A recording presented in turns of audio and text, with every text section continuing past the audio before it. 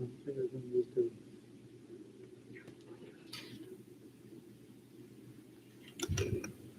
1, 2. Test 1, 2.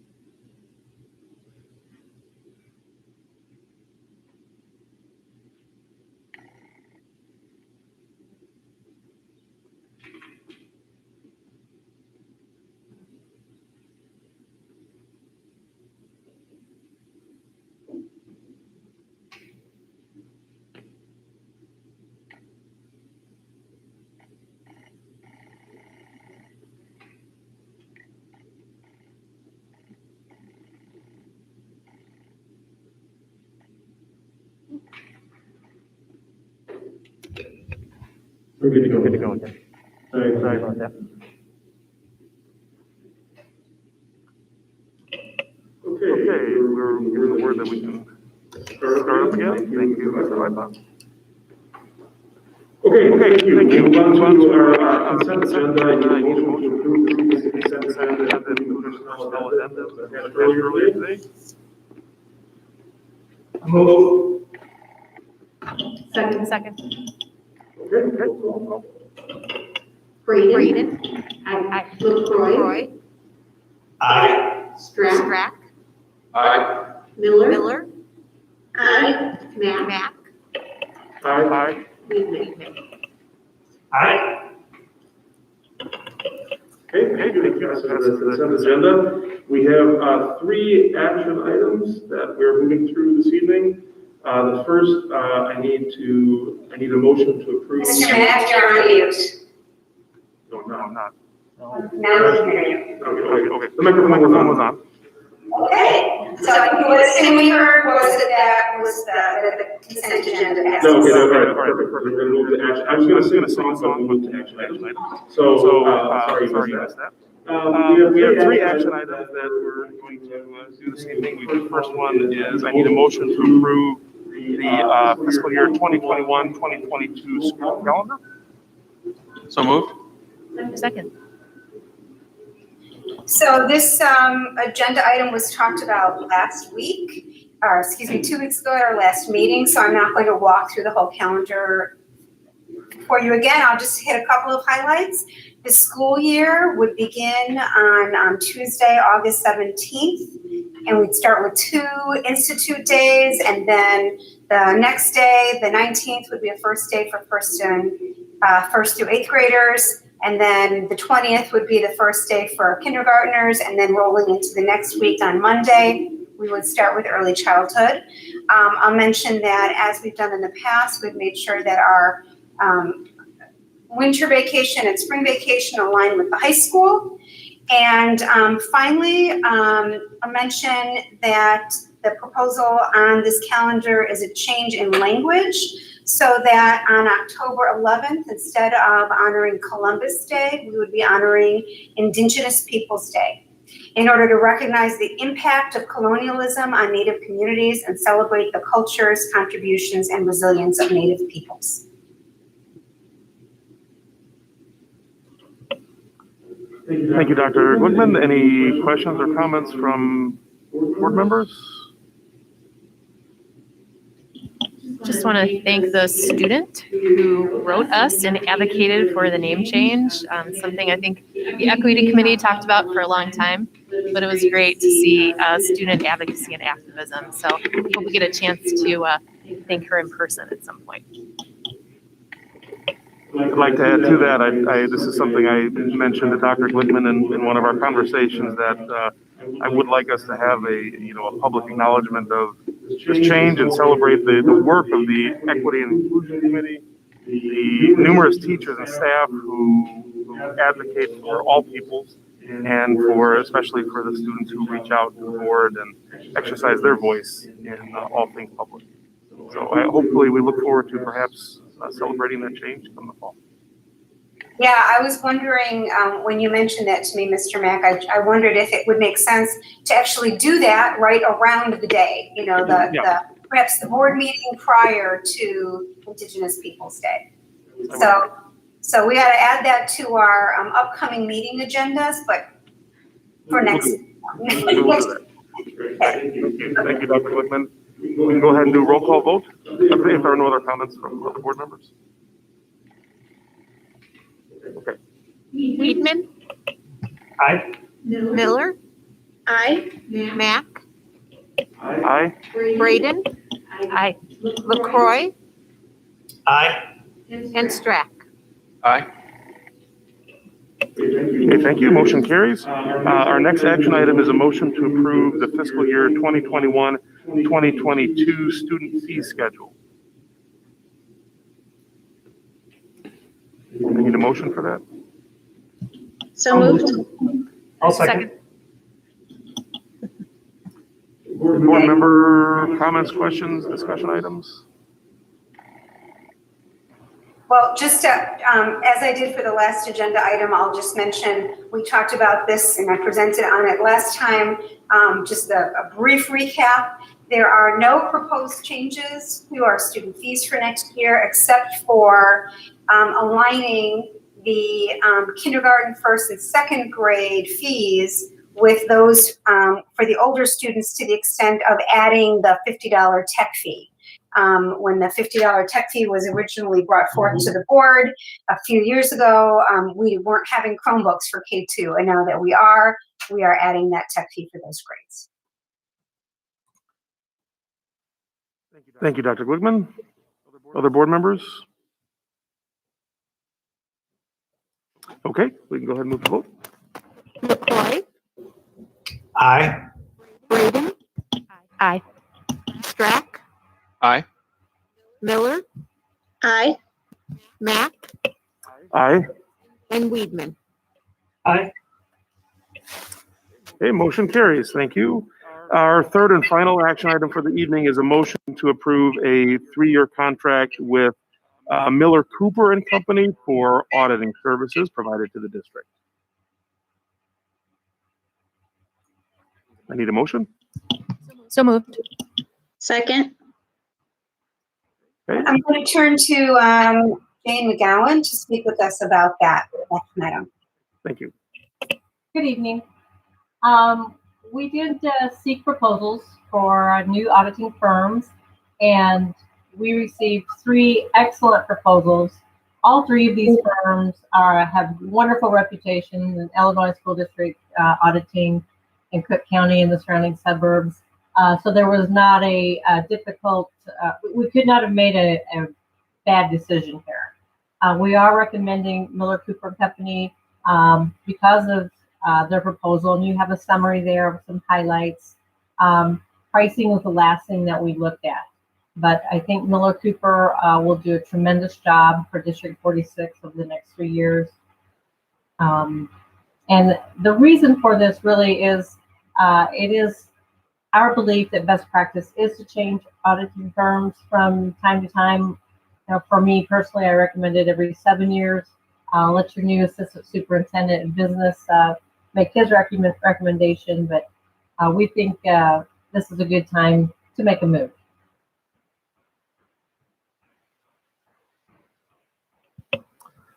Thank you, Mrs. McGowan. Any questions, comments from the board? Just again, thank you, Jane, for your work, for doing the legwork on that and leading us through the change. Appreciate it. Okay, we can go to vote. Strack, Aye. Mack, Aye. Braden, aye, LaCroy, Aye. Miller, Aye. and Weedman. Aye. Motion carries. Thank you. We do not have any items under our unfinished business. We can move forward with the new business, new items for us to discuss this evening. The first item on the list is the first look at some of the board policies being discussed. The board policy committee met at 6:00 tonight, and we reviewed the recommended changes in policy that came to us through press, which is the board policy service that we use. About half of those policies are simply 5-year reviews or changes in legal references. So I'm not going to review those with you all right now. The policy committee was certainly comfortable with those recommendations. I'm going to do, and everything else that was a change were very, very small changes in language. But I will do a quick review for you regarding those changes. So there are two changes related to business office functions, accounting and audits, and student activity and fiduciary funds. And both of those policies, those changes are updated to include fiduciary funds as a category of funds separate from student activity funds. That's the whole point. Fiduciary funds are funds that we don't actually have any control over, that we don't spend, and that we don't specifically collect. There are things like TRS for teachers or IMRF for our support staff. We do have some responsibility over those funds, but we don't actually make decisions related to those funds. And so in a number of places under the student activity and fiduciary funds policy and the accounting and audits policy, they just pulled that out and made reference to the fact that those two things are treated differently, because student activity funds we have direct responsibility over and decision-making over. Jane, is there anything you would like to add to that explanation? No, I think you did a nice job. Thanks, Jane. All right. So, Dr. Whitman, those would be things like that. I would consider these to be kind of pass-through things. They're maybe statutory in nature, the reason that we have to collect them, and then we are in possession of these funds for a short time until they have to go to their final resting spot, right? That was a perfect explanation. Yes. Yep. Any other questions or thoughts about that policy? Okay. The next policy that had any change to it, besides legal reference changes, is policy 6340, student testing and assessment program. And the big idea here is that in the past, every time the state testing system changed assessments, we had to update the policy. So instead of doing that, the recommendation is just lifting out the language of the name of the assessment, because state assessments continue to change. And so instead of talking about the Illinois Assessment of Readiness, or the IAR, it just talks about standardized assessments required by the Illinois State Board of Education. So that hopefully we wouldn't be having to continue to update this policy every time the name or the name and the nature of the assessment changes. Any questions about that one? Okay. And then we have two more that have similar changes to them. Policy 7100 and policy 7300. I'll talk about 7100 first. That's health, eye, and dental examinations. And so here are the changes for that one. First of all, there's additional language regarding an advanced practice registered nurse who no longer needs a written collaborative agreement with a collaborating physician. So it's a change in who can do those examinations and how we talk about those folks.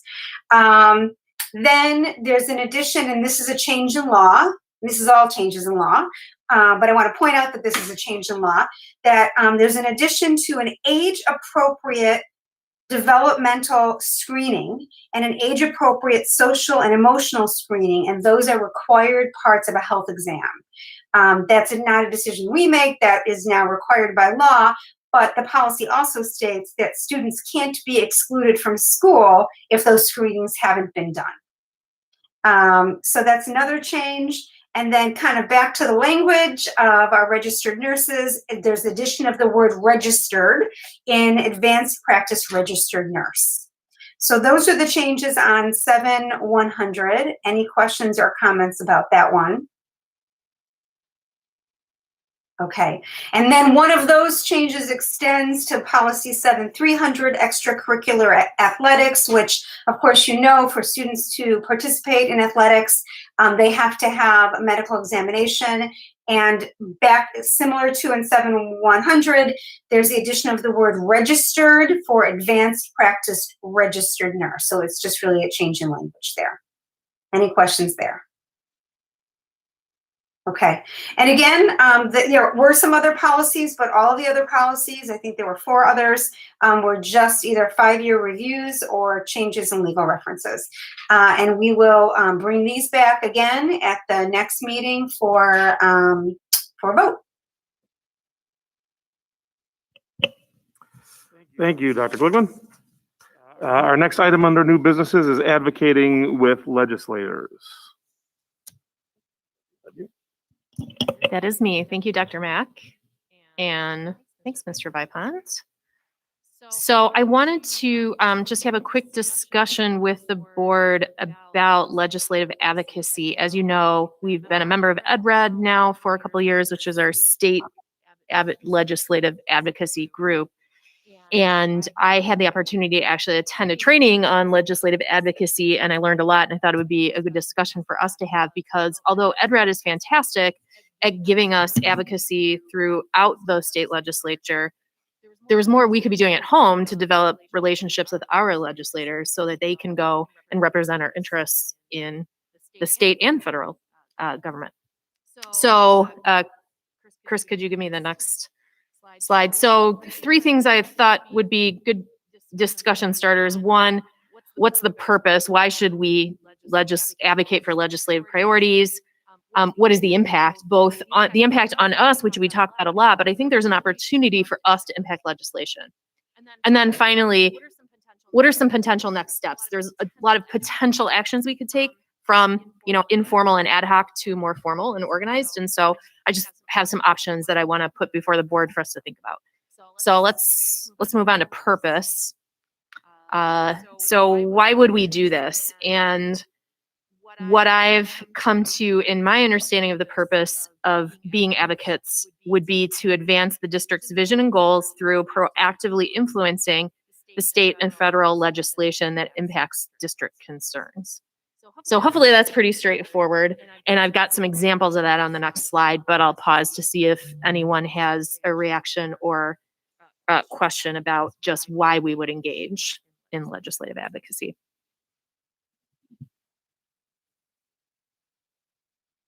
We're good? Awesome. All right, let's talk about what that might look like. So I tried to capture impact, and I'd love to hear from the board and also district leadership, to add to this list. But to me, how are we impacted by legislation? First and foremost and primarily, and it just touches everything we do, we're impacted by funding. And, we monitor that all the time, but we've got the EBF at the state level. We know that the governor has said we're not moving on EBF this year. That is something that I think we should be super active about, not just with EdRed, but with our legislators. I would like to know that they are advocating on our behalf for a budget that prioritizes education. Then there's also, of course, federal dollars through CARES, and then also all the grants that we receive, right? So those are the 3 areas that I thought of, and I put that at the top of the list because I feel like that is, with the position we're in, that is front and center, especially with the fair tax not passing. We're very dependent on, what the state can do for us from an EBF perspective. Of course, as Mr. Lewis talked about earlier, there's a curricular aspect, right? There's a lot of things that come through the state legislature that impact. I think cursive was the one that bounced back and forth like every other year. Are we teaching cursive or not? And so those can impact us in really positive ways, like the one that was described earlier with the culturally responsive teaching. And then it can affect us in ways where it's a little bit of whiplash. So it'd be great to have more advocacy in there. Policy. I think you guys all know my reaction to federal policy that we had to implement through, I think it was our Title IX a couple meetings ago. It was really painful to have to do. And So, our federal government does send policy down, and I think we should be, advocating better on our behalf around that policy. Safety, just in terms of staffing of schools, lockdown drills. I mean, there's all kinds of legislation that goes back and forth around that. Teacher certification and PD. And then I just have an open category there. I'm probably missing a ton, but those are sort of the top ones that came to mind from my perspective. Anybody have any that I should add to that list that are glaring gaps in terms of legislative impact? Or does that kind of cover it? It's huge. I mean, it's a small list, but I feel like legislation impacts probably, especially at the district level, what staff and teachers do every single day, and how much we get funded to do it. So then on the other side, there's 4 things that we can do. One is we can develop and share our legislative priorities and advocacy positions. So we could develop some positions around EBF, for example, and really easy one would be we hold the position that the governor should be prioritizing education, and that letting EBF be stagnant, basically undermines the whole purpose of it, for example. We could, we could decide on some particular pieces of advocacy that are important to us. We could also develop relationships with our legislators. We can invite them here to talk to us and have conversations. And then, of course, we can hold them accountable for representing our interests. That's, just as the board gets held accountable for representing the interests of the community, we can hold, our state and federal legislators accountable. And then the other way that we can do it is continue to maximize our membership in EdRed. Again, EdRed gives us that really broad advocacy as a group and then across the whole legislature, but that those relationships with those local legislators, I think, could be a lot stronger. We have a former D46 teacher as our state senator. So let's leverage that relationship. She's very pro-teacher and very pro-education. So then really the last slide is what could we possibly do? What are some actions? Oh, am I off? Have I been off the whole time? No, you want to talk? No, I apologize. I just wanted to share, and I was going to jump in when you said what are some other areas. Oh, please do. And so one of them that our office, our curriculum, teaching, learning, and assessment office has been working to advocate at the state level right now is about our state required assessments. So things like the kids assessment and the fitness assessments that are becoming very clear that will be very challenging in a remote setting for our students. That's great. So there are probably other assessment type issues that could be included as well. Yeah, thank you, Paul. That's a perfect one. Yep. Okay, next slide, and let's talk about what would we do? So I created just a continuum here. On the left would be handling things as they come up, maybe a little more proactively than we have been with something like an agenda item as needed. And then moving to the right, we got more formal and more structured. So in the middle are a few things. One is holding an annual legislative breakfast in post-COVID times, bringing our legislators in to speak to district leadership and to the board, and having that open dialogue a couple times a year, timed with, for example, the state government assemblies, so that when they're going to Springfield, they're going knowing where we stand and what we expect of them. We could invite them to meetings at pivotal times of the year. We can invite them in as guests to our meeting as well. And then we also could put together, again, we could put together a list of legislative priorities, publish those, communicate those, so that it's clear, just over across the board where, what we're advocating for as a district. And then finally, we could form a legislative committee, and that's on the most formal and structured side. I'm not married to that. I don't know that a committee is the right thing. But I put it out there as one option for keeping this active and keeping up top of mind for us. And then at the bottom, I just have some questions that I think that we should continue asking. Just what best supports our purpose, what voices should be heard. Clearly, we're doing strategic planning, so I wouldn't want to put anything ahead of the strategic plan. I think there's an opportunity to just align with that and use this work to actually advance our mission, vision, and objectives as identified by the strategic plan. And then I think there's some opportunities to collaborate as well, both with other districts, with our bargaining units, within our village, et cetera. So I'll pause there to ask, what's your reaction to potential next steps? Is there anything that resonates with you, you think is a, you know, a nice place that we could maybe get started, or anything that you're really hating? Christy, I'm definitely not hating any of it. I think it sounds really exciting. So thank you for bringing this to us. I do have a couple questions. Great. I'm curious how you see this effort, whatever it turns out to be, how does it align with the purposes of a school board? And I'm specifically talking about those 6 purposes. Yep.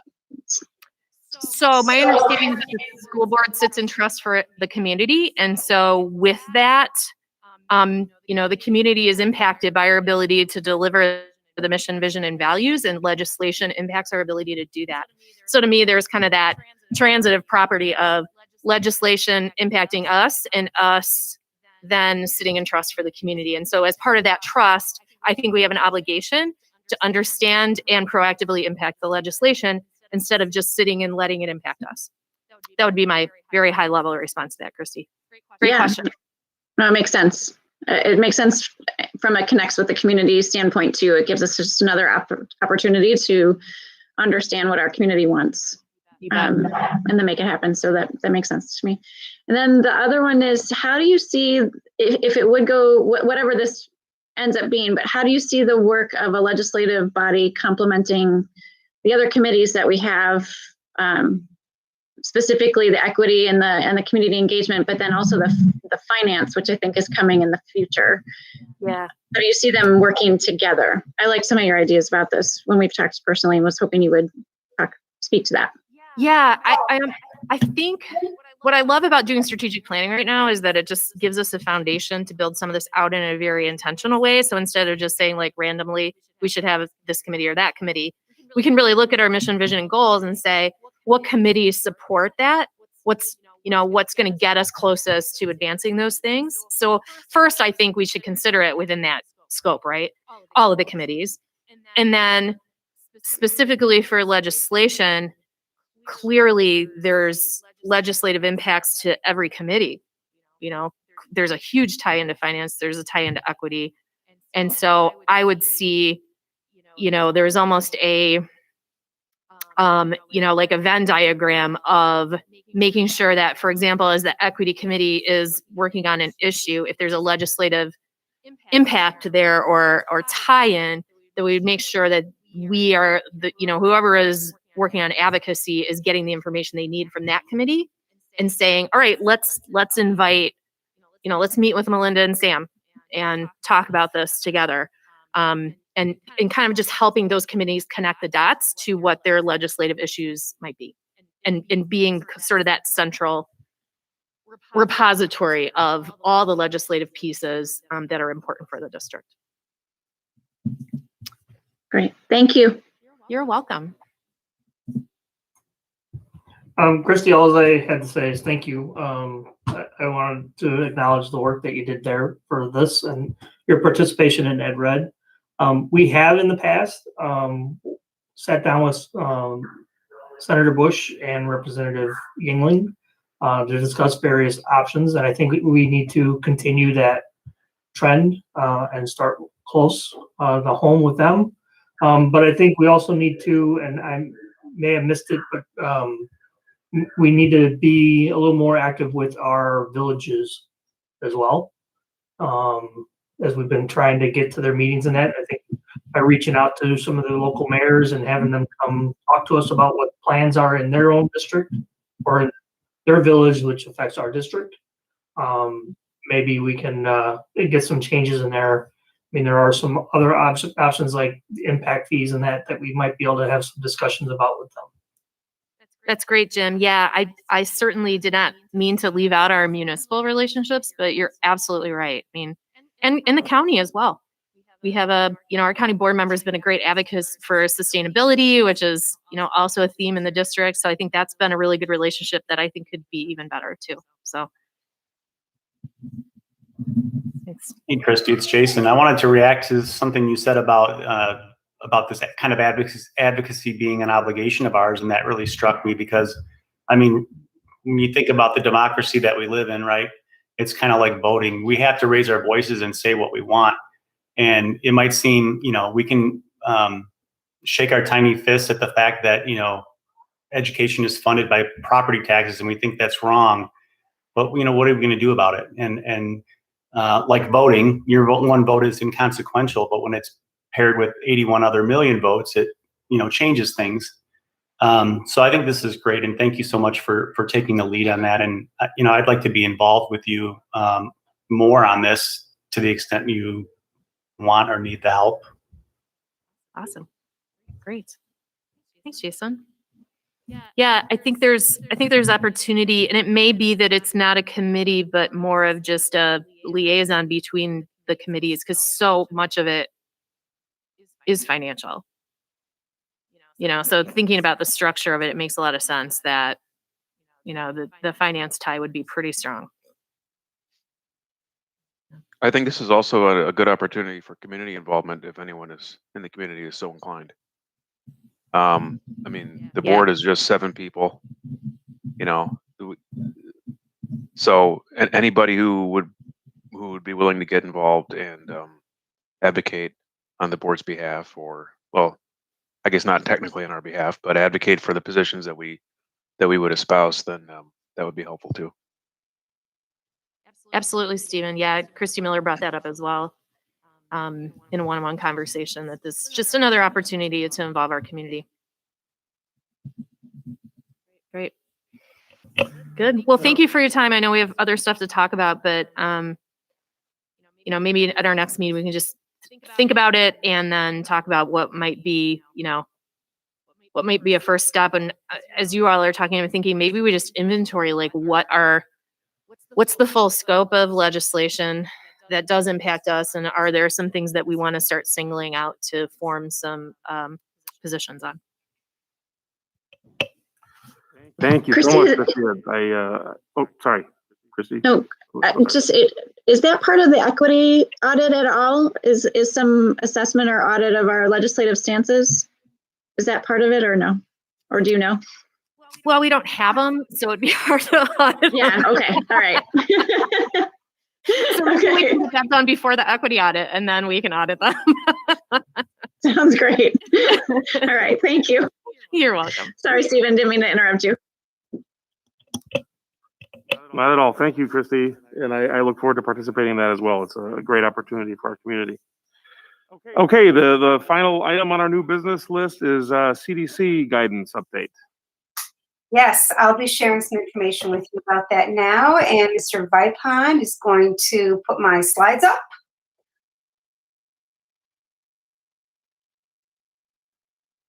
But not that one. There we go. Thank you. All right. Well, 2 weeks ago, I shared with you the information I had at that time. That was on the 10th of February. 2 days later, on the 12th, CDC released some new guidance pretty late in the day on Friday the 12th. And since that time, there have, of course, been many, many questions. What does that guidance mean? What does it mean in our state? What does it mean for our school district? So today I'm going to walk us through some of that information. Now, I want to be clear. I'm just providing a summary and some information. This is not taking us through every last piece of that CDC guidance. I'm trying to hit the highlights of the topics that seem to be most important to our community at this time. Slide, please. All right, so I want to start by first sharing with you the name of this guidance, which is the Operational Strategy for K-12 Schools Through Phased Mitigation. It's kind of a mouthful. And I want to pause here and talk about what the CDC means to us, because it's important to know that this is guidance. And the CDC feeds the Illinois Department of Public Health, the IDPH. And when I say feed, I mean the IDPH looks at the CDC guidance, they interpret it, and they give us direction. And we follow the direction that comes from the IDPH. We take direction from them, often as interpreted through the Lake County Health Department. So tonight you're going to hear me talk about the CDC, you'll hear me talk about IDPH and some guidance that we're awaiting from them, and also some of the interpretations from the Lake County Health Department. Slide, please. All right, so there it is, operational strategy for K-12 schools through phase mitigation. And the purpose of this guidance, as per the CDC, is to assist schools and school districts in deciding when and under what conditions to deliver in-person instruction. And they state that it's critical for schools to be open as safely as possible and as soon as possible, and to remain open. And really the concept that they put forth is that everyone can do something. All school districts at this time can do something to be open. And I'd like to point out that indeed, we're very proud to say that District 46 is open. We are open in our hybrid plan. We talked earlier about the success that we've already had. And we are going to continue to learn from our experiences as we walk through the next few weeks with our hybrid plan and make some tweaks as need be.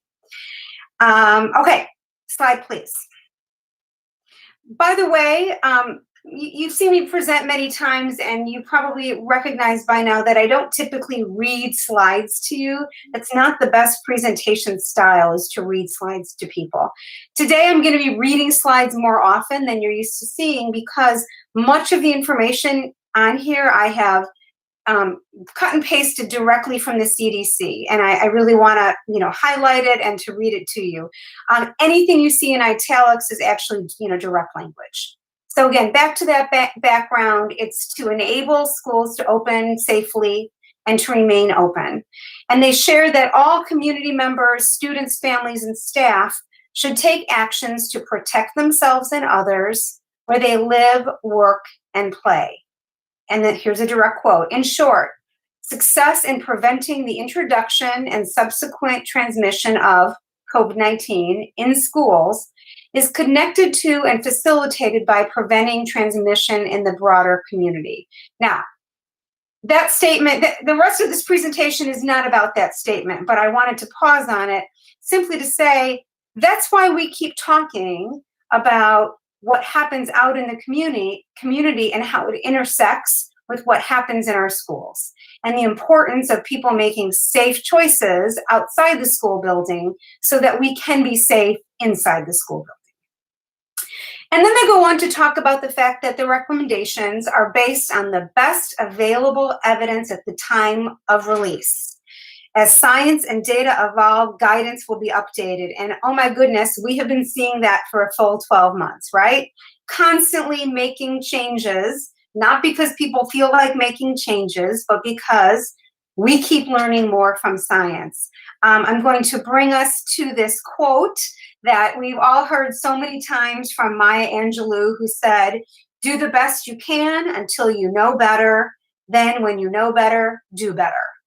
They didn't directly quote her in the CDC guidance, but I felt like it was really the same concept, and I wanted to bring that to the forefront. Slide, please. They go on to talk about mitigation strategies, and there's nothing new here. These are the exact mitigation strategies we've been talking about for 12 months. They state, regardless of the level of community transmission, it is critical that schools use and layer mitigation strategies. 5 key mitigation strategies are essential to safe delivery of in-person instruction and help to mitigate COVID-19 transmission in schools. And what are those 5? No surprise: using masks, physical distancing, hand washing and respiratory etiquette, cleaning, and contact tracing, isolation, and quarantine. Those things go together, right? Anytime we know that somebody's ill, we have to contact trace. People are isolating their homes and they're quarantining. Exactly what we've been talking about for about a year. Nothing new. Slide, please. Okay. According to the CDC, schools providing in-person instruction should prioritize 2 mitigation strategies. So of those 5, they pulled out the 2 that are the most important: the correct use of masks and physical distancing at least 6 feet which should be maximized to the greatest extent possible. Aha, that phrase, greatest extent possible, is going to go down in history as probably the most analyzed phrase for a while. And I'm going to tell you that that phrase continues to be examined, and there are many, many, many interpretations of that phrase. We'll be talking more about that in a moment. So next slide, please. Here's another direct quote from them about physical distancing. The core principle for physical distancing: establish school policies and implement structural interventions to promote physical distance of at least 6 feet between people, which is exactly what we've done. In areas with substantial and high community transmission, physical distancing is essential in providing protection, minimizing risk of exposure, and limiting the number of close contacts among cases. We're going to be talking about substantial high community transmission in a moment. I wanted you to see that quote. Slide, please. CDC also talks about ways to promote physical distancing.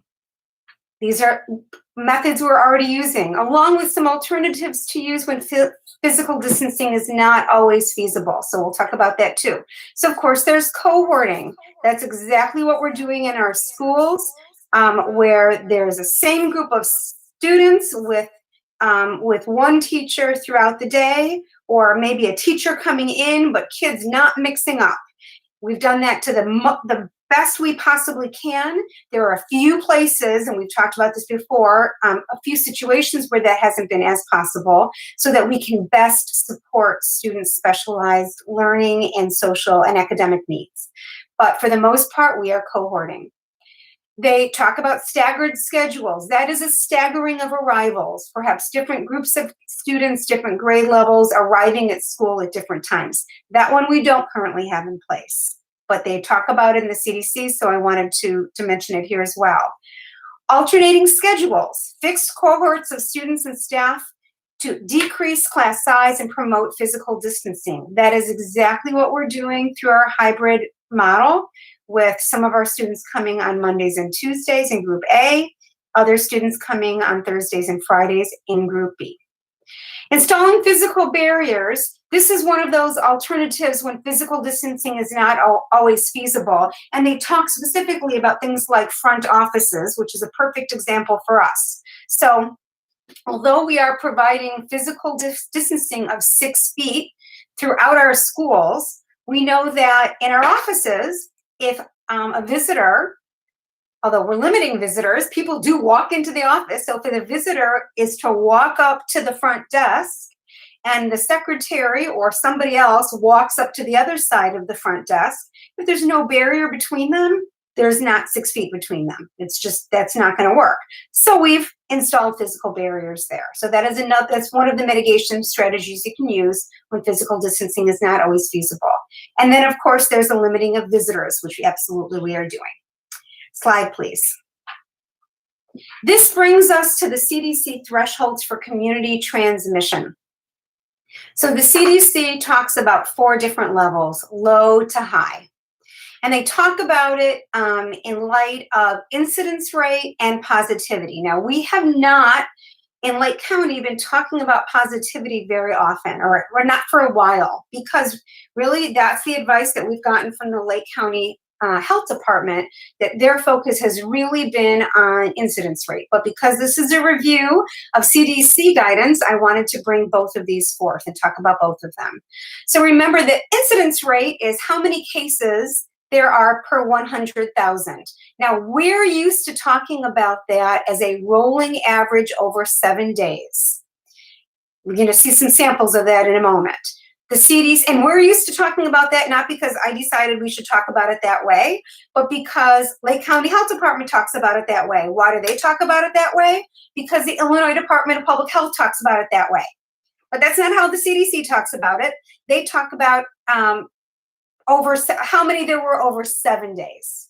We talk about a rolling average over 7 days, which is really the count of 1 day. I know that's confusing, but you'll see the math in a moment. And we've talked about this before. So according to the CDC, A community is in high transmission or red when there's equal to or 100 cases in the past 7 days for incidence rate. So that's what that one looks like. They also talk about positivity. And remember, positivity percentage is how many people went to get a COVID test. And then of those people, how many actually had a positive test. Lake County Health Department has advised us not to spend as much time talking about that one because it's very much related to how many people go to get a test. And they talk a lot, Lake County Health Department talks a lot about the concept of worried well. So people who go to get a test who, just want to check it out, and that really dilutes the data. But regardless, here's what the CDC says. So back to if the positivity rate in the past 7 days is higher or equal to 10%, you're in high transmission. And then the CDC says, well, if their two indicators suggest different levels, which in a few minutes you're going to see is the case in our community, the actions corresponding to the higher threshold should be chosen. Slide, please. Let's take a look at the fall of our incidence rates. And this is one of the few times we're talking about a fall is a really good thing. So back in November, when things were at the highest, you could see we were at 70.608 of a 7-day rolling average. Okay, to turn that into the CDC numbers, you multiply that number by 7. It was really high. Fast forward to the most recent data that we have, which is from February 22nd, pulling our 3 zip codes using the algorithm that I have that kind of weights them so that the zip code that has the most families and students in it is the one that's highest weighted. We are at 10.484. Huge drop. Fantastic news. Slide, please. So what does that mean with our thresholds? Well, we're going to start with the best news, which is, let's look at the bottom first, the positivity in the past 7 days. So the most recent data that we're able to pull for that, it doesn't come from the Lake County Health Department website because they're still not tracking it or updating it. So, I pulled this from the IDPH, looking just at Lake County as a whole. We're at 3.6, so that's great news. We are under 5%. That shows us at low transmission when we're just looking at the indicator of positivity. When we look at the incidence rate, we take that last number that I shared with you, that 10.484, we multiply it by 7, which I assure you is the algorithm. It's every Wednesday when I'm on the phone call with Lake County Health Department, they tell us again and again how to do it. It's multiplied by 7. We are at 73.38. That puts us in still substantial transmission or orange, but certainly not where we were. And again, it's a nice falling number. I'm going to remind you that we used to talk about under 14. Remember when we were talking about cases under 14? It's because we were hoping to get out of the red zone, and we have. So if we were 14 or higher, that number, 14 times 7, would put us in the high transmission rate. All right, slide, please. So according to the CDC, if we were in the high transmission, well, actually, we're going to start where we actually are, which is substantial transmission or orange. So according to the CDC, and again, this is their recommendation. This is, we take our direction from the IDPH, but this is what CDC says. If in substantial orange, substantial transmission, we are to be in the hybrid setting, which we are, with 6 feet distances, which we're using. Now, if we were in high transmission, thank goodness we aren't anymore, the CDC is actually now says, hey, we think elementary students could still be in hybrid, but you have to use 6 feet. And they say if you're in middle school or high school, you really need to be remote, unless all mitigation strategies are strictly followed and there are very few cases within the school district. hopefully this is not a conversation we're ever going to have. We hope we're never back in the high transmission, but we don't know. So let's go to low and moderate. Both in low and moderate, the CDC recommends, yeah, you can do full in-person instruction with distancing of 6 feet or more to the greatest extent possible. There we are again with that phrase of greatest extent possible, with no true guidance as to what that really means. And frankly, we await guidance from the IDPH about that. We wait, and I'm going to talk about that again in a moment, but we await guidance from the IDPH, from whom we take our direction as to whether or not we can have students closer together than 6 feet. Slide, please. Now, in a moment, oh, not yet, hold on. I just want to go back to that language we were talking about before. No, you're right, Chris. I was the one jumping ahead. Go to that, yeah, perfect, thank you. So, in areas with substantial and high community transmission, physical distancing is essential in providing protection, minimizing risk of exposure, and limiting the number of close contacts among cases. This is just a little summary about this topic for you. We are still in substantial transmission, but we are continuing to decrease. Wonderful news. The recommendations are coming from the CDC, but our direction comes from the IDPH, and we await the potential of revised direction from IDPH. Slide, please. In a moment, I'm going to show you a photo slide that shows us why that 6 feet of physical distancing is important. But in order for that to make sense, I want to define a term for you, which is what a close contact is. And this close contact language, actually, this one is coming from the LCHD, Lake County Health Department. This is their language. They say a close contact is an individual confirmed by the LCHD contact tracing team to be within 6 feet for 15 minutes or longer within a 24-hour period of a person who has tested positive for COVID-19 during the infectious period. LCHD determines close contacts and considers other risk factors in this determination, such as masking, if a person was coughing, or others. Close contacts are required to quarantine for 10 to 14 days from the last date that they had contact with the infected person. I'm going to pause there and just talk for a moment about the 10 to 14 days. It was 14. Then there was a change where it can be 10, but it can be 10 only under certain circumstances. The person who's a close contact has to not have any symptoms. They have to be asymptomatic. Excuse me. They have to be able to physical distance of at least 6 feet in those last few days. And they have to be able to do really all the 3 W's in those last days, in those last 4 days. So that's the difference between the 10 and the 14. Slide, please. So here's our photo. This is a photograph taken over at GMS. We're going to look on the left side. This is a real classroom that has real students in it. Not today, because today is a remote day. And this photo actually was taken today because we kept updating our slides today. So as you look at this slide, you can see that these desks are 6 feet apart. It's a little hard to tell from this perspective, but you'll have to trust on that. That's 6 feet apart. So we're going to imagine that child who is sitting in that middle desk with the circle around him or her actually has a symptom, and it's discovered that child has COVID-19. In this scenario, the way we have set up our classrooms, that child is going to have to quarantine for 10 to 14 days. But because nobody else in that classroom is a close contact to that child, because they're all 6 feet away, nobody else is going to have to quarantine. Everybody else continues to learn in class who signed up for that classroom.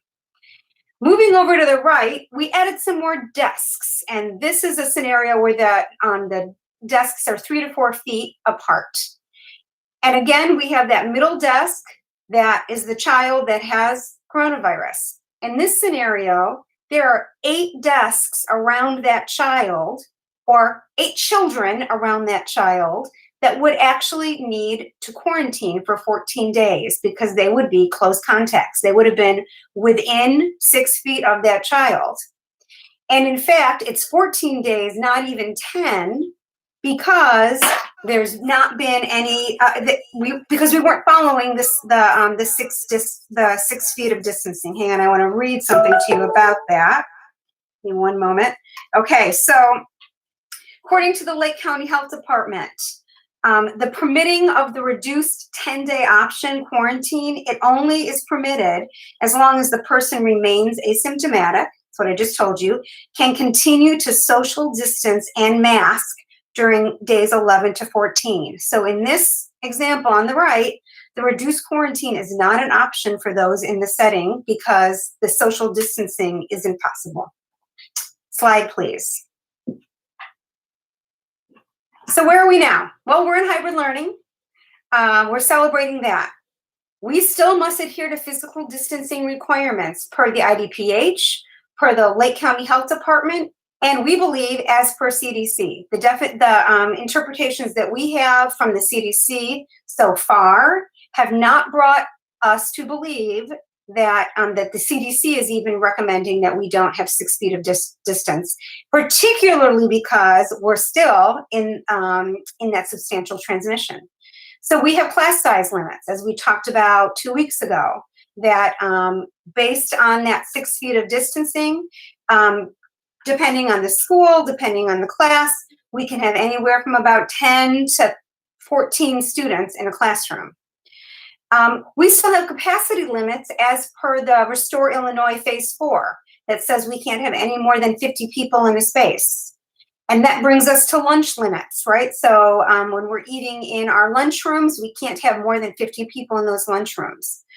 We await guidance revisions from IDPH. Now, here's the thing.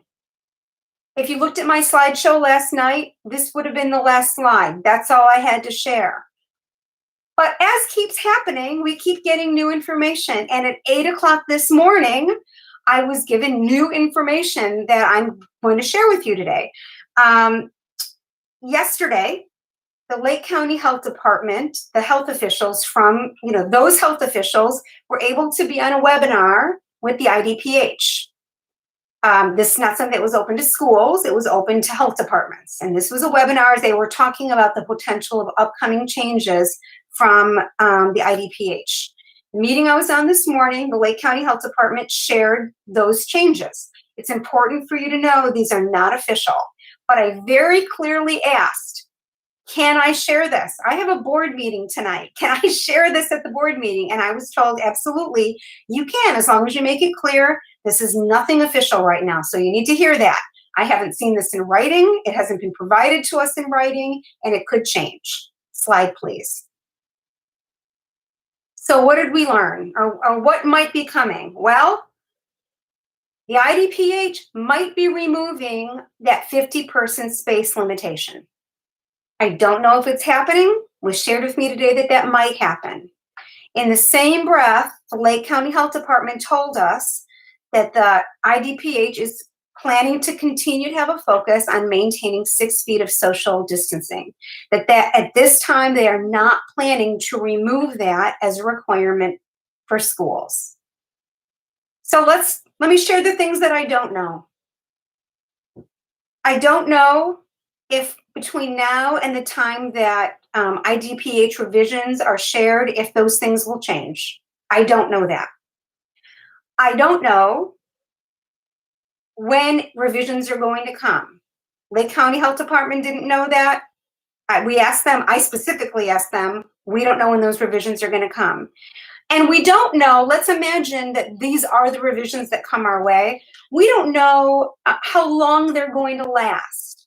So, there's so much conversation in our community, in our state, about vaccination and what it's going to mean. So is it possible that the IDPH is going to say 6 feet of social distancing continues to be important, but eventually, as there's herd immunity in communities, that will be lifted? Absolutely. So I I'm not interpreting this to mean that we know what's going to happen for us in the fall. We don't. All I know is what was most recently shared, which is that maybe they'll be removing our 50 people space limitation, and maybe the 6 feet of social distancing will not be limited. Interestingly, I was speaking with our administrators about this today. I shared this with them, and comments from some of the principals were, look, even if the 50-person space limitation is lifted, if the 6 feet of social distancing isn't lifted, it doesn't change things for us very significantly, because in our lunchrooms, for example, we really can't fit more than 50 kids in a space if we have to keep them 6 feet apart. So just wanted to share that with you. And slide, please. That brings me to the very end of this presentation, and I'm ready for questions. And I would say, why don't we stop sharing so that it'll be easier for the board and me to discuss. Lynn, I actually have, I guess one comment and one question. Sure. So, the maintaining the 6 feet, where possible, or however that is set up, it kind of leads you to believe that whatever possible, we should have it, but if we have to go below it, we can, right? That's kind of, I guess, a rough interpretation on how you want to see it. Well, so let's pause there, because again, there are lots of different interpretations. One of them that's really very opposite of what you just said is that schools should set their classrooms up for 6 feet of social distancing, knowing that there may be times where kids are going to come together and it won't be possible to keep them apart. That's a very different interpretation. I'm not positioned to tell you which of those vastly different interpretations is correct. And that's one of the frustrations that we continue to face, and why we're so eager to get more information from the IDPH. Sure, the guidelines are not very well written, I guess, if you want to call it that. Not clear. So I guess what I was going to get to is, would it be possible for us, and I know we used a service before to come in and look at our classrooms and map out the 6 foot distance, which then told us how many kids we could have in each classroom.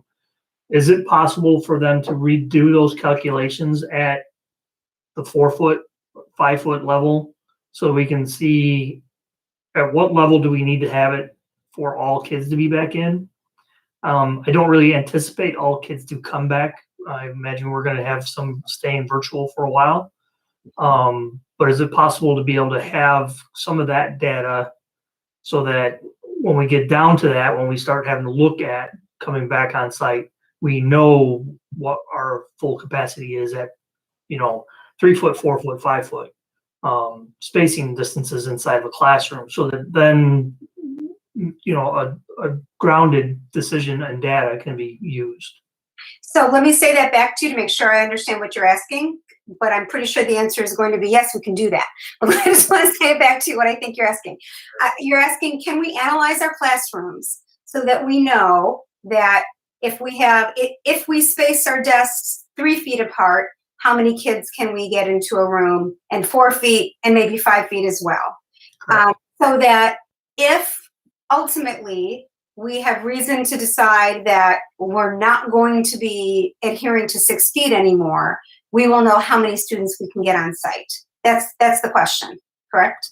Yes, I mean, I think everybody in this room and anybody who's watching and anybody who has been paying attention to this whole crisis knows that the 6 foot barrier is the biggest barrier for many public schools to have 5 day a week, all in class learning.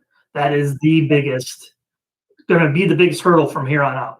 Right? We've gotten transmission rates down, we've gotten positivity rates down, we've gotten incident rates down, and hopefully they continue to drop and we get down to the point where we'll all be healthy and living like we used to. But if that 6 foot guidance never goes away, there's other issues that we're going to have to deal with as far as spacing to be able to get kids back in school. Yeah, and we can definitely do that analysis. Frankly, I think we will probably do it with, and Adam, I invite you to jump in, but I think we'd probably do it with our building custodial staff and our administrators. At this point, since we are all back in, we're kind of positioned to be able to do that, and you know, the administrators will know what's really makes sense and possible in our classrooms, and frankly, our custodians are used to moving the furniture around now for us. So, Adam, would you agree that that's how we do it? Yeah, okay, he's saying yes, it's okay. Yeah, so we'll absolutely go ahead and work on that analysis. Isn't it interesting that on one hand, the 6-foot distance is a barrier to getting more kids in the school, yet it's also considered a key mitigation strategy? Like those two things are at cross purposes, right? Given that, you know, all these other metrics might be headed in the right direction, if that's still one of the things protecting us, you know, I agree, Jim, that the distance calculations are important. It's data that we need to have in order to see, you know, what the next step might be. But it's interesting to note that those two things are really at cross purposes. And if 6 feet is what's keeping kids safe and keeping teachers safe, is that desirable, depending on how everything else is going? So that's my only comment. Thank you. No, Jason, I hope you don't take it that I was pushing to go against that guideline. It's just to be able to have the data so we can make those decisions if we need to.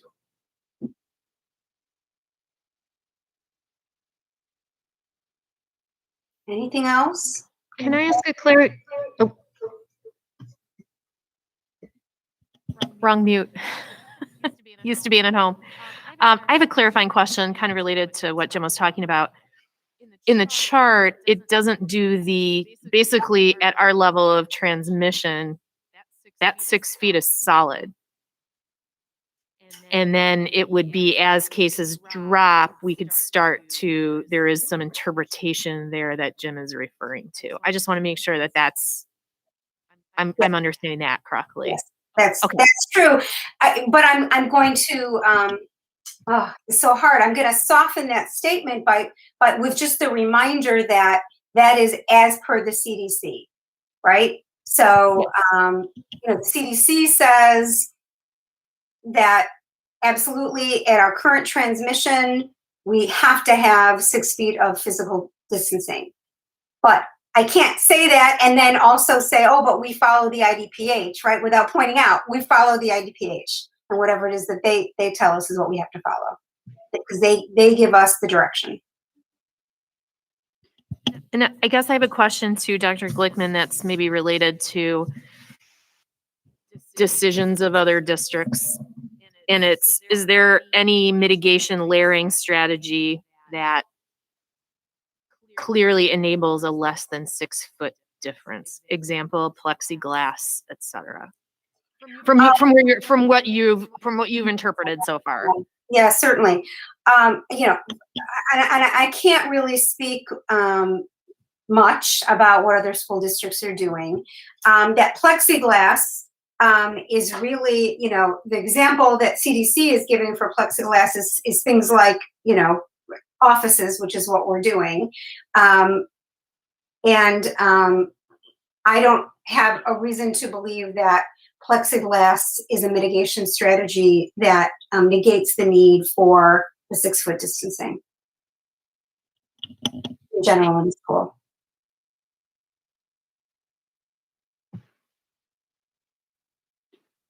Any other questions? Can I just want to make sure I'm understanding correctly too. If transmission rate so my understanding is that the schools actually mirror the transmission in the community. That if the community transmission moves to low, that gives us a lot more flexibility in the schools. Is that correct? As per that chart, the answer to, you know, that we're looking at, the answer to that is yes. But keep in mind that we're also tied to actually what happens in our schools. So, you know, despite our very careful mitigation strategies, if there are a number of cases in a school, regardless of what's happening outside the school, the Lake County Health Department may say, hey, it's time to go remote for that school for a couple of weeks. Sure. And that's a conversation we would have with them. If, for example, we had so many staff members who were suddenly ill, again, unrelated to what's happening in the community, we could have to make that decision. I hope that we never come to that, but we could have to say, look, we have too many staff members who are ill, we have to go remote. But aside from those kinds of matters, yeah, there's a connection there. Okay, so generally, if our community is able to reduce community transmission, we will be in a much better position to open schools for more students. I'm hesitant to agree with that statement only because I don't have the power to predict whether or not we will have to continue to have 6 feet of social distancing. Sure. Okay. My point is just that the community spread is important and we need to reduce it. For sure. My question is about vaccines, because I'm thinking of that as layered mitigation. I'm not sure that that's the official definition of layered mitigation, but it seems like vaccines will become important. Can you update us on where we are with that? Sure, absolutely. I want to speak to the first comment. I didn't include anything about vaccines in these slides, but I can tell you that one of the CDC statements was that it wasn't necessary for teachers and school staff to be vaccinated in order to open schools. That stated, here's what I can tell you about where we are in our school district, and actually throughout the county. And again, this is news as of this morning. So as of this morning, the Lake County Health Department pushed out invitations to the full remainder of school staff throughout Lake County that hadn't already been vaccinated or didn't have an appointment yet. So by now, every one of our staff members should fall into one of these categories. I've been vaccinated, and this is round 1. I mean, we have some people moving into round 2, but I'm just talking about round 1. I've been vaccinated. I have an appointment to be vaccinated, that I already had an appointment, or I just got an appointment. I mean, right before the email, before our meeting, I was answering an email from a teacher who was so excited she was going for her vaccine, she couldn't wait. Or, the few people, and it's very few, who have chosen not to be vaccinated. Many of those people, by the way, are people who either are pregnant, because there are varying recommendations about that, about whether or not they should be, or people who have had COVID-19 recently and are waiting to get their first vaccine to kind of extend out their the amount of time that they feel safe. So good news as of today. And then last question, and this is just a reminder. My understanding is that the recommendations are that we wear masks all the time, that they're consistently implemented, and that's not possible for lunch. Kids have to take their masks off to eat. And my understanding also is that physical exercise increases the projection of the air droplets and thus requires consideration, at least when we're thinking about distancing, as well as singing, any kind of anything where we're projecting voices. So can you speak to that? Just remind me what's the plan for lunch, and how are we thinking about layered mitigation if they have to take their masks off? Yeah, excellent. So having a sound. Is it coming from me? Does it sound okay now? Okay, great. Absolutely, you have to take your mask off to take a drink or to bite into your sandwich. So students are doing that. They're in large spaces, 6 feet apart. The period during which once they eat, they're encouraged to eat quickly, which is not great for anyone's digestion. We know we're mitigating all the problems that we're trying to solve and trying not to create too many other ones. The staff that that are supporting students are doing are working with them. So for example, if a child needs help, they're instructed to put their mask on, raise their hand, somebody comes over to help them. All of our lunch supervisors walk around with little like kindergarten scissors, so that if a ketchup packet has to be opened, they just reach out and snip it, and there's no picking up the ketchup packet, which I imagine is something that we will continue forever, because it seems like a really great idea. Who wants to touch those ketchup packets anyway? So we're keeping the kids far apart, and keeping the lunch period as, their time that they're eating as quick as we can. And then so that's inside. Outdoors, you can take your mask off when you're outdoors, as long as you're 6 feet apart. I'm going to tell you that's been a struggle. Our administrators, our principals are already telling us, and this makes perfect sense. The kids go out for recess. We've had some nice days. They don't want to be 6 feet apart. Why should they want to do that? So for the most part, they're staying masked outside so that they can be together and play together. But there is that ability to say to a child, yes, take off your mask and go off for a little walk by yourself in that area. So they do have that ability. At this time, we are not singing or playing instruments, blowing on instruments on school sites for exactly the reasons that you're talking about. I will share with you, there have been studies that have led schools to allow singing and allow playing wind instruments and such on site. We do have some folks that would like us to look into that, and that is something we can look into, but we frankly believed our families signed on to our hybrid plan with certain standards in place. We wanted to continue with those standards, and if as time goes on, we have the scientific data and changes in recommendations that would bring those changes on site, then we'll do that. And of course, we would inform everyone that we're making those changes. Did that answer your questions, Christy? Yes, thank you. Just needed a reminder. I appreciate it. Sure.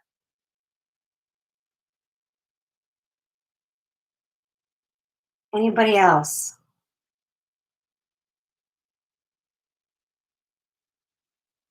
Okay, well, I will continue to keep you updated. Thank you, Dr. Glickman. Topics for future agenda items, next on our list. Yes. Okay, so remember that we only have one board meeting in March. The following are topics that we plan to be bringing you in March. Facility needs, summer projects. A review of park district fees. I believe the crossing guard contract with the village.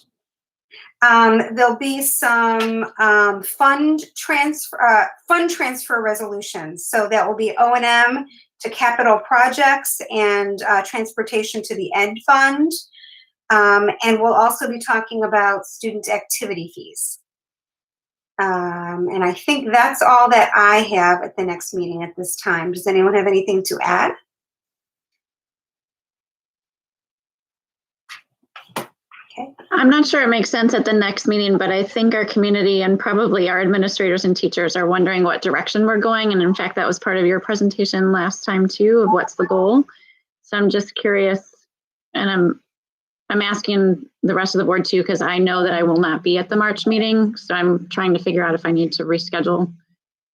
Christy, are you make sense for there to be more updates about where we're going with our learning regarding school configurations and such, like I did tonight? I'm just throwing it out there because I know our community is anxious. I know, and I thought you needed to know too. So I'm truly asking the rest of the board at what point or which meeting do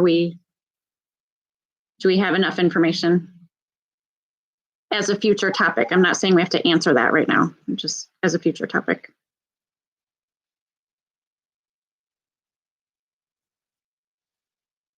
Yeah, I mean, I can answer this way, and if this is useful, obviously I will continue to provide information, whether it's a full-blown report like I did tonight and last time, or if there aren't a lot of new updates, whether, through the superintendent's report, which I've sometimes done. But obviously, we need to be able to provide information to, the big question that our community is asking is, are we going to be able to provide 5 days of on-site learning next year?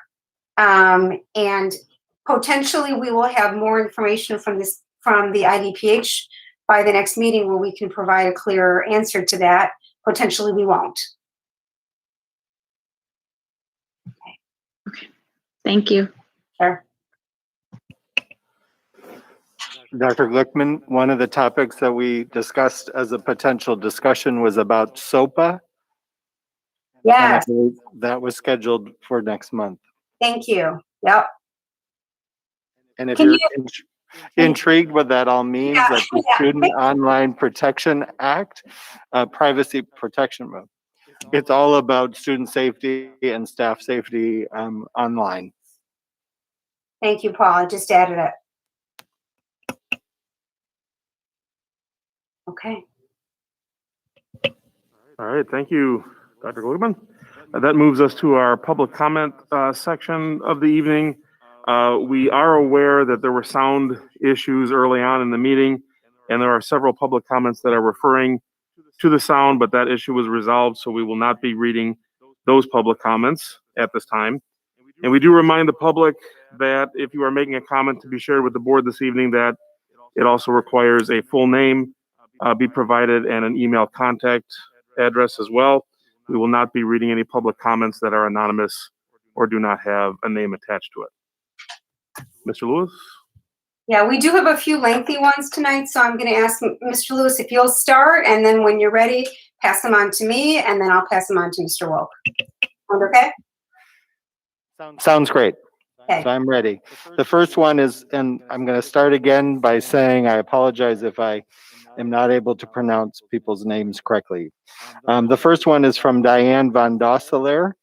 I would like to enlighten the school board on the standards being taught and the long-term impact remote and hybrid learning will have on students. To the best of my ability, I will provide you with some facts. Fact. Other districts who typically give the NWEA still gave the NWEA. Although these assessments were given in a home environment, it allowed those districts to see the loss of learning. The state assessments are still required. Grayslake made no effort to collect this information. Fact, in August of 2020, ISB released priority learning standards. These selected standards were selected to effectively address learning loss, engage students deeply, and maximize learning. Fact, my 5th grade son has an amazing math teacher. However, to date, he has only been taught 15 of the 49 Illinois priority learning standards for math in the 2021 school year. 31% of the standards he needs to know by the end of 5th grade have been taught at the 2/3 point of the year. This is no fault of the teacher. This is the fundamental problem with remote learning. Fact, my 3rd grade son has one of the best teachers in Illinois. He has been taught 24 of the 46 Illinois priority learning standards for math. Fact, the district I teach at that has been fully in person the majority of the school year. Students have not only been taught what they missed last year, they are also on target to have learned all the priority learning standards for this school year. Conclusion. Grayslake schools are falling behind at the expense of students. It is no longer acceptable to be proud of the decisions you have made as a board that have impacted these students in the most negative ways possible. The district needs to have a plan on how they will address the extreme learning loss they have created this school year. The most logical first step would be to get students back to be fully in person. The next one is from Katie Sitchell. I would like to know what is being done to move our students into full in-person. There are many schools in the area that have strictly implemented mitigation strategies and will be able to open safely open for full in-person instruction soon, if not already. Physical distancing of 3 to 6 feet is possible. If not this spring, there is no reason that this cannot be done in the fall. Planning and action steps need to take place now. This one is from Mark Van Dosselaer. I appreciated Dr. Glickman's detailed explanation of the current hurdle in returning to full in-person learning.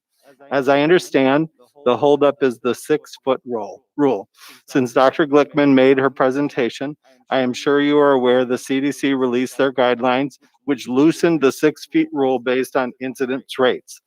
I'm also sure everyone is aware that we are approaching the incident rate in which students could be in school at only 3 feet apart. The district to this point in time has been a kick the can down the road approach. This approach is no longer acceptable. If the incidence rate does indeed drop, when can students return full time? If not now, when? I saw the school board looking at a personnel plan that did not include decreasing class sizes. If the holdup for returning is fitting larger classes into classrooms, then why not explore additional personnel for the fall? A basic if-then chart would allow the district to proactively explore options based on the potential for relief money coming from the federal government. I implore the board to explore every single option until a solution is found that will get students back fully in person. The next one is from Catherine Shores. Congratulations on a successful return to hybrid learning. Please remember, however, that your work is not finished. Our children are entitled to a full in-person learning experience, and your work is not complete until they get it. The recommendations of the CDC and IDPH are consistent with a plan that provides for full in-person learning for every child that wants it. Private schools and public school districts throughout the community, the state, and the country have shown over the course of the school year that full in-person learning is possible. With teachers receiving their vaccines, this becomes even more doable. For the sake of our children, please do not rest. The work is not done. Get our kids back in school 5 days a week before this school ends. I'm going to let somebody else take over for a little bit. I'll take over. I got it. This is from Beth Diviaci. I would like to remind the board that the environment is going to continue to get safer. The CDC recommendations will continue to loosen as more of the communities are vaccinated, and the push to reopen schools full-time for in-person learning will continue and strengthen from the community as well as our government. Starting now to put plans into place on how to accomplish this should be on the top of your agendas. Personal biases should not get in the way of what is best for our children. As an example, both of my children went back into the classroom Monday, and they were like different kids when they got home. They went from hating school to being sad that they weren't going back Wednesday to the classroom. They love finally meeting their teachers in person and being in the classroom with other kids. They need this full time. Let's work on it now so that it happens in the fall. Thank you. This one comes from Amber Anderson.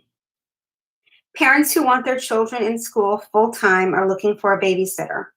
Isn't it strange that you are not seeing any protests here or people showing up to fight for in-person learning? It is because most of the community is happy with remote learning.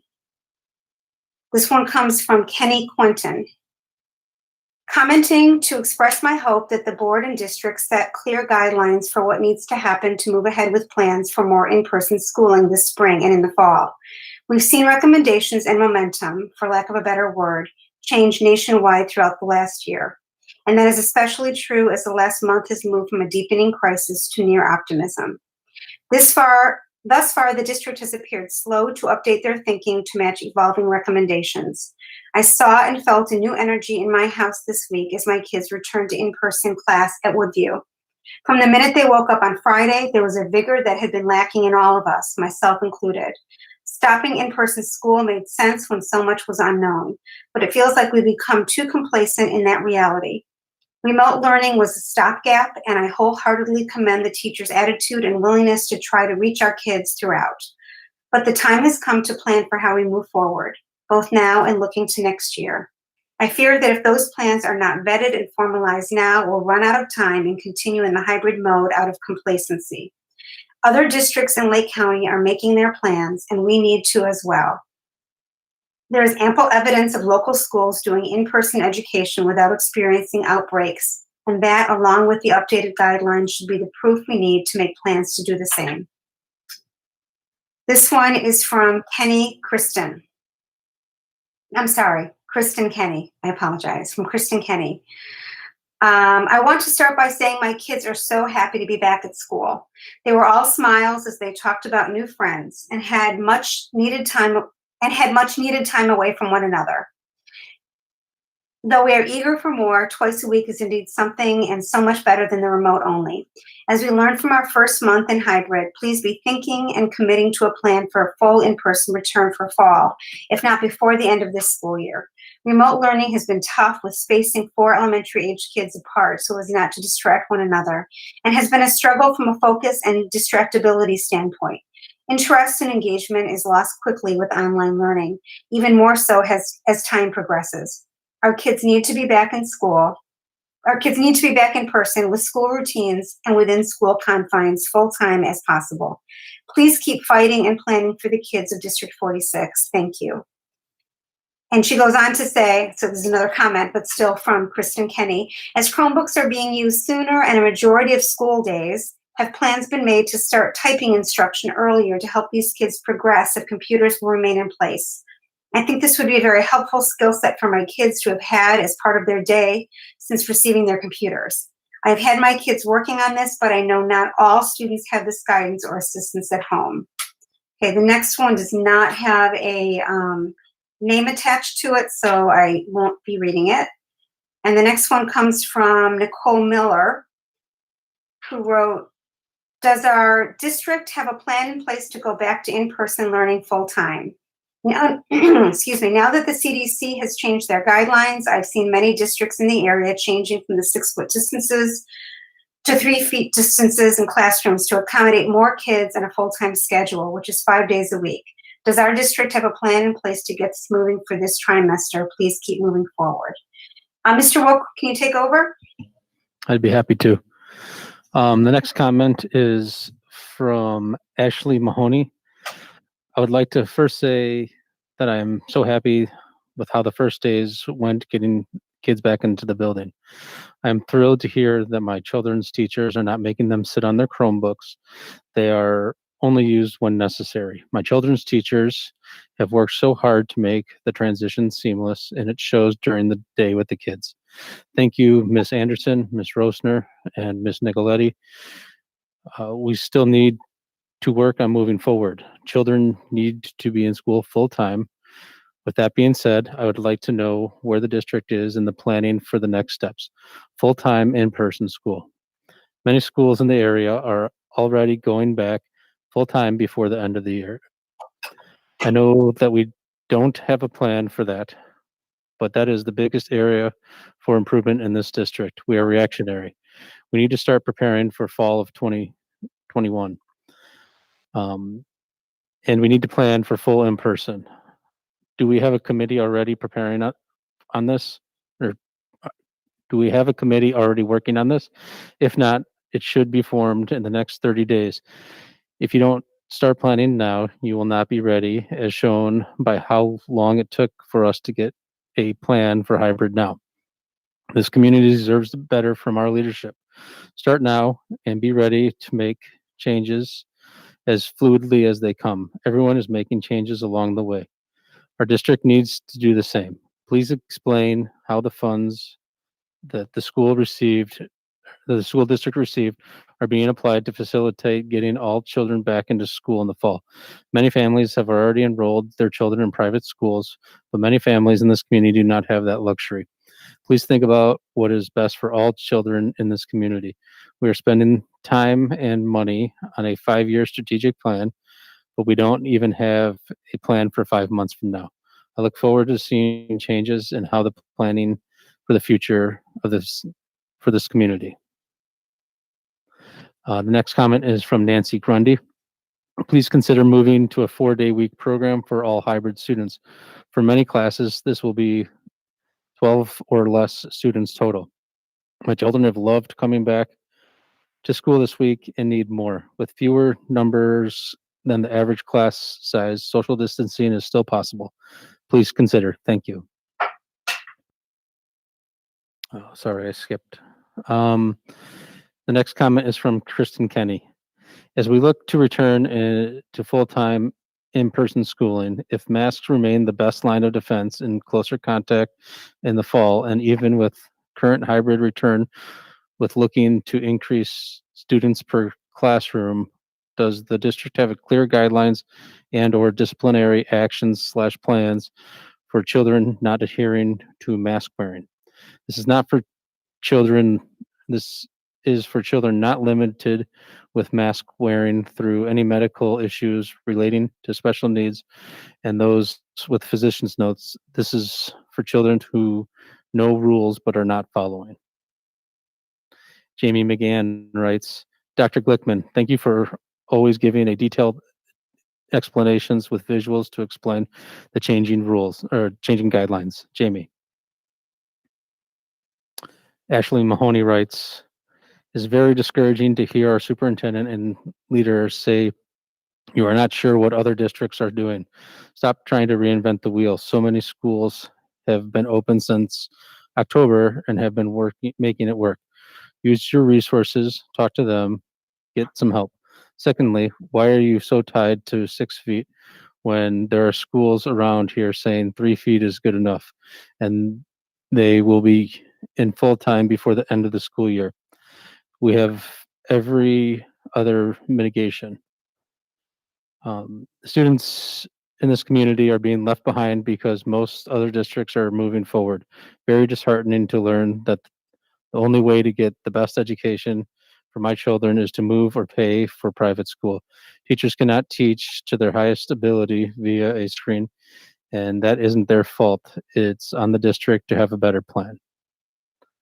And Riley Gilbert writes, parents aren't looking for a babysitter. It's called the working class. And that is it for public comments. So why don't we go ahead? That is the last public comment. So let's close the form. I think. Yes? Okay. Okay, the form is closed. Thank you. That completes the public session of our meeting this evening. I do need a motion to go into closed session for the board in accordance with the Open Meetings Act. So moved. I'll second. Okay, thank you. Roll call. LaCroix, Aye. Miller, Aye. Mack, Aye. Strack, Aye. Weedman, Aye. and Braden. Aye. Thank you very much, everybody. We're moving into closed session.